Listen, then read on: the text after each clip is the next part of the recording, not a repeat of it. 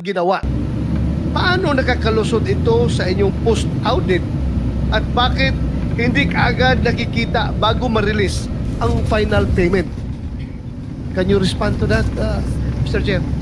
Your Honor, the audit team or the audit teams under the DPWH has already issued notices of disallowances based on the absence or non-submission of the disbursement vouchers, and doon din po sa mga may technical deficiencies noted by the audit teams.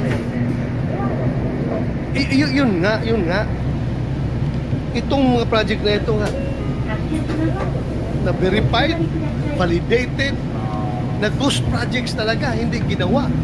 So ano nga napapil lang kuha dito? Hindi ninyo ito nakita. Kasi sabihin mo, granting na post-audit ginawa ninyo. Pero ito fully paid na eh. Yes, So, we presume na yes, nag-conduct na kayo na post-audit dito. meron na po, Your Honor, hindi po siya na post-audit, kaya po nag-issue na po si auditor ng notices of disallowances para doon po sa mga projects na yun, Your Honor. At doon sa mga hindi po sinabit na disbursement vouchers po. Are you happy with your answer, Senator Bato? I'm not satisfied, Mr. If Chair. I may Not satisfied. provide po, Your Honor, for... Ang tinatanong niya po, Madam, yes po.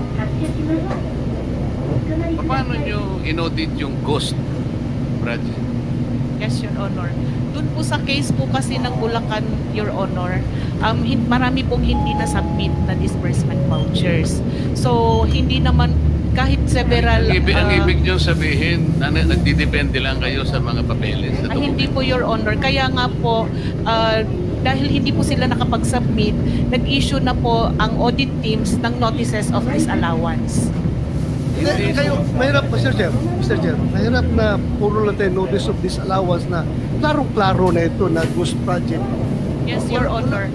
Yung hindi po kasi pag-submit ng account, sir, or yung disbursement vouchers, pwede pong kasuhan din yung mga persons liable na hindi nag-submit doon sa... Hindi, huwag mo na kung huwag mo akong dalhin doon sa mga papel yan, mga disbursement na yan.